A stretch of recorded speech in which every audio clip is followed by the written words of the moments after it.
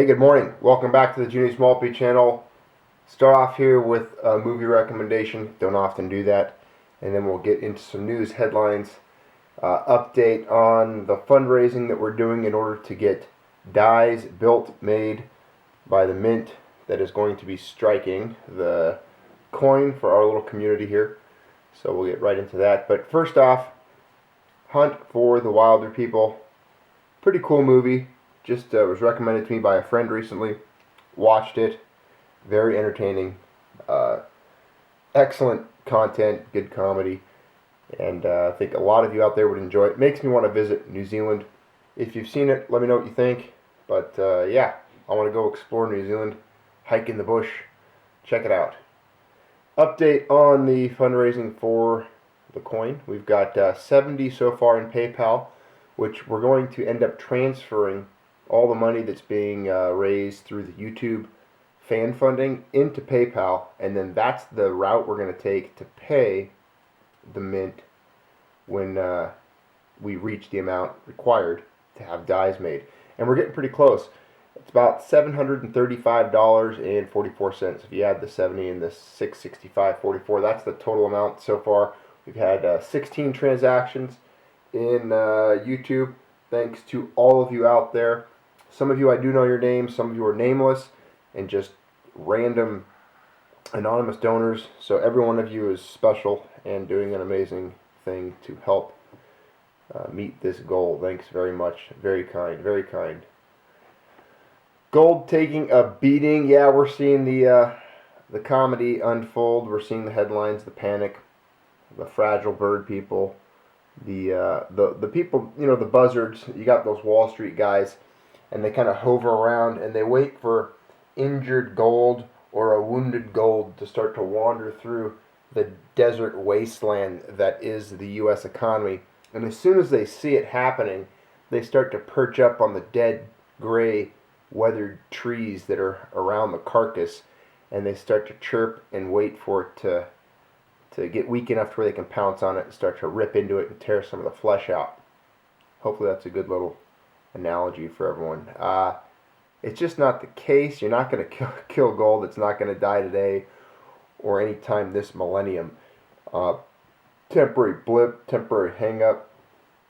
And I really enjoyed just this article I discovered this morning titled Selling Gold, Buying Dollar, Wrong, Wrong by Mike Norman. Best part of the whole article, you can almost skip the whole thing and just go to his last paragraph, which sums it up perfectly. This is how it's going to play out. Stocks will slide, gold and commodities will reverse their fall, and the dollar will give up its gains. Then, when higher rates are fully discounted into stock prices, we will see the stock market rise again on a more solid fundamental footing. Inflation will be higher. Plan on it. With inflation will come higher gold and oil prices. One thing I'm not too certain on when he talks about higher stock prices or stocks based on more fundamentals. I think stock market's going to be in for a little bit of a rude awakening going into the future. You know, just we're going to have to see how this plays out with everything. The new administration, new economic policies, things like that.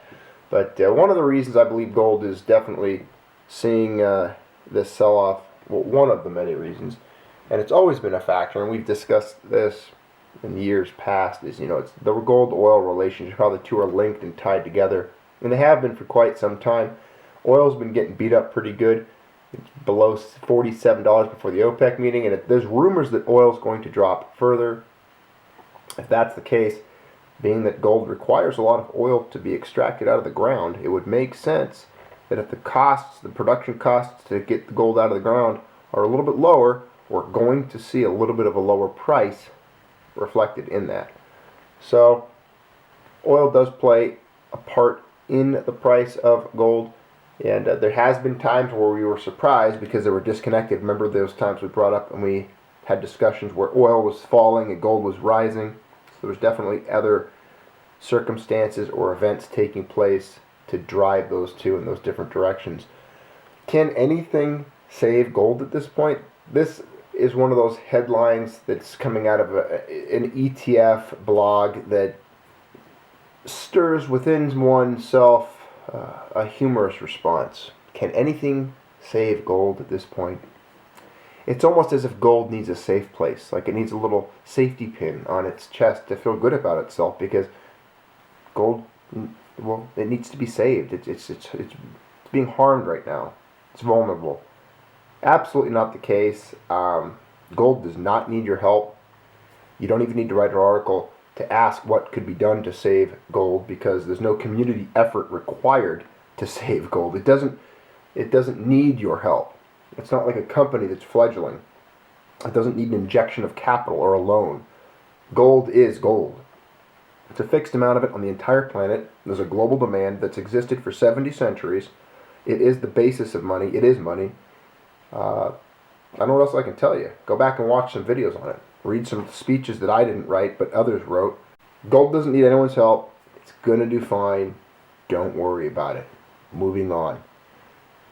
To Really Make America Great Again and the Fed. Good article by Ron Paul.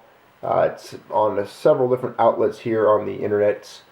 I found this link to it in these clippings from the site Lou Rockwell.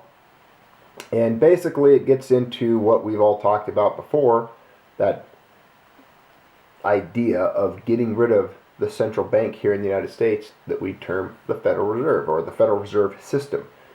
This cabal, this collection of gangster banksters that manipulate and control the global economy through their manipulation of interest rates, how much money supply they decide to issue or not issue, and all of the means at which they hold these reins of power in controlling and manipulating other banks and institutions and loaning money and just controlling almost everything at the highest echelons of power in the economy. And in this article, Ron Paul points out some of the points that we've made and that have become commonplace in arguing against the Federal Reserve System. One of which, the Fed generating increases in money supply causing economic inequality. This is because when the Fed acts to increase the money supply, well-to-do investors and other crony capitalists are the first recipients of the new money. These economic elites enjoy an increase in purchasing power before the Fed's inflationary policies lead to mass price increases. This gives them a boost in their standard of living. That's why the ones closest to the tap, New York City, Washington, D.C., some of those epicenters of banking and finance, they seem to live in a more higher state, or a lap of luxury, if you want to call it that. By the time the increased money supply trickles down to you and I, the peasants, the middle class, the working class, the blue collars, those with ripped jeans and oil stains, when it gets to us, the economy is already beset by inflation, prices have increased, and so most average Americans see their standard of living decline as a result of Fed-engendered money supply increases. And what's funny is the biggest advocates for those on fixed incomes, some of the people that are always out there, the champions of those on Social Security and welfare and such, or unemployment, tend to be the left, the liberal leaning individuals, and they're always big champions for the Fed also. And I've pointed this out before, it's so hypocritical, because these inflationary events that take place because of the Fed, because of this bankster banking cabal, it damages and hurts the standard of living for senior citizens, for the elderly, the disabled, people that are on fixed incomes, people that are on welfare. It's detrimental to their standard of living, their way of life. Not to mention that it's the very institution, the Federal Reserve, that funds and helps fund the military-industrial complex and create these large military technological behemoths of violence that seem to roam the planet, dropping bombs and destruction upon third world countries and little herdsmen in remote corners of the globe. So if you're a Democrat watching this, or a liberal, I highly doubt that. Some of my past videos might have offended you and driven you into the shadows or away from here permanently. But if you happen to know one, that's an argument you can use, and a dialogue you can open up on why they should join the movement to be anti-Fed, to end the Fed, get rid of the Federal Reserve central bank system here in the United States, and completely dismantle it, and contacting politicians with that desire in mind.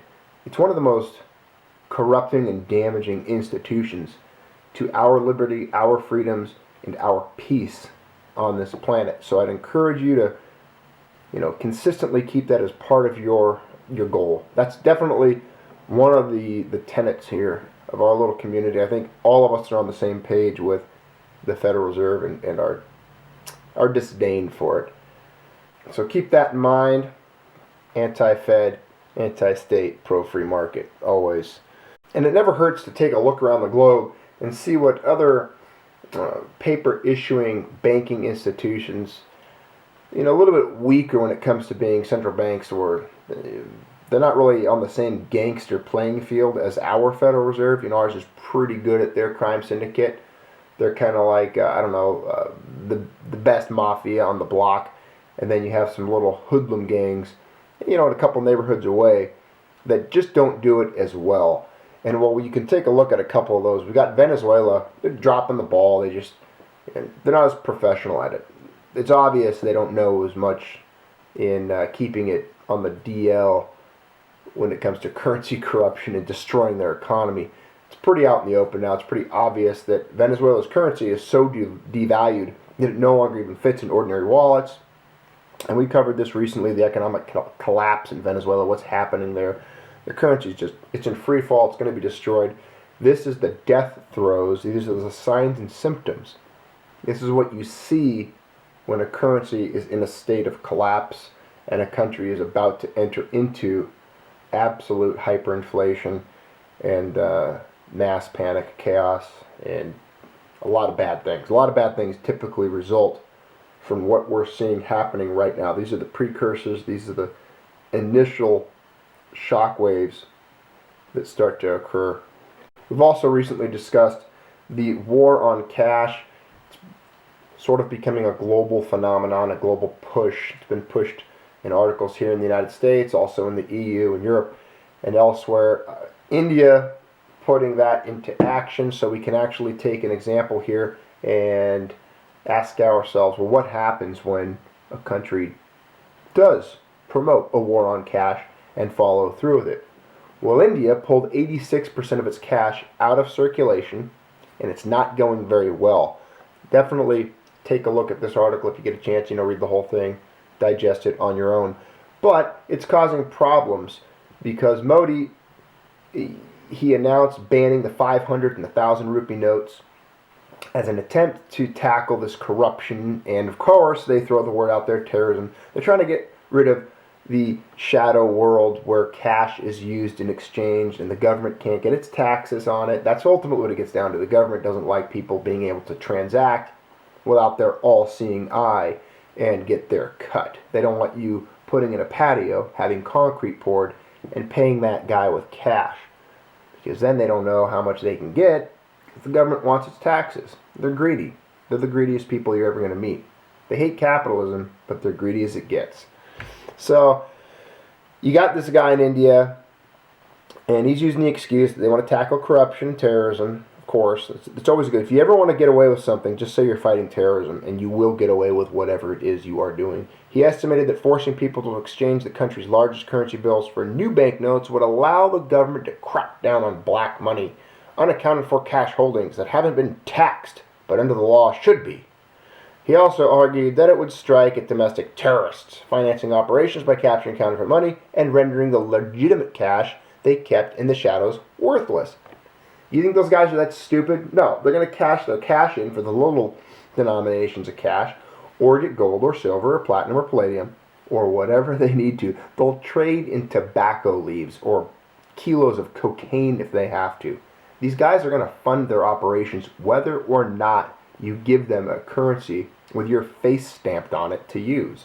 It doesn't matter. Humans have been exchanging and trading and bartering since the dawn of time. They don't need government permission to exchange goods and services, and they don't need you looking at it, monitoring it, tracking it, or generating any type of a guarantee. Okay? I hate to burst your bubble, government, but nobody needs you. They don't need you. I don't need you. We don't need you. They don't need you. However, the government wants to feel needed. So here they are. trying to act like they're doing something, and creating solutions to problems that don't exist. That's one of the best things governments are good at doing, is they like to always draft and create solutions to problems that aren't even there and do not even exist. It's the way they fund themselves, typically. It's how bureaucracies feed.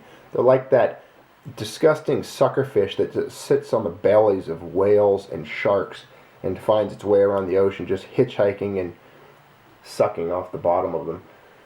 Back to the story. Unsurprisingly, Modi's demonetization initiative has caused chaos across the country. People want new banknotes, but the current supply of them isn't close to meeting demand. It's creating headaches for people as they wait in long lines outside ATMs and banks, which routinely run out of cash. For people who rely on daily cash earnings to survive, it can mean not being able to obtain food. So again, government policies hurting the lowest part, or the most impoverished and vulnerable part of society, just like we talked about the Federal Reserve policies damaging some of the poorest and most vulnerable parts of our society. Governments don't realize it because they're like that big clumsy giant in the room with big size 12 boots, and they're walking through the room just stepping on everyone's toes, and they don't even realize they're doing it. They're hurting people. That's what the government is good at doing. Hurting people, whether intentionally or unintentionally. They're just a gigantic, it's like a 5,000-pound giant that has the mentality of a toddler. They're going to damage things. They're going to break things. But some of the consequences of this cash squeeze are a little bit more severe than even what we've just read about. The temporary shortage of banknotes is having other far-reaching effects. Farmers looking to sow their next set of crops can't buy the full quantity of seeds they need. Property sales, which typically require huge cash investments, are slowing. It's even reshaping cultural life. Weddings, which can cost millions of rupees, are taking a serious hit. People are delaying their weddings. But let's back up a minute. Farms, cash investments, property sales, those are big things. We're talking about food shortages.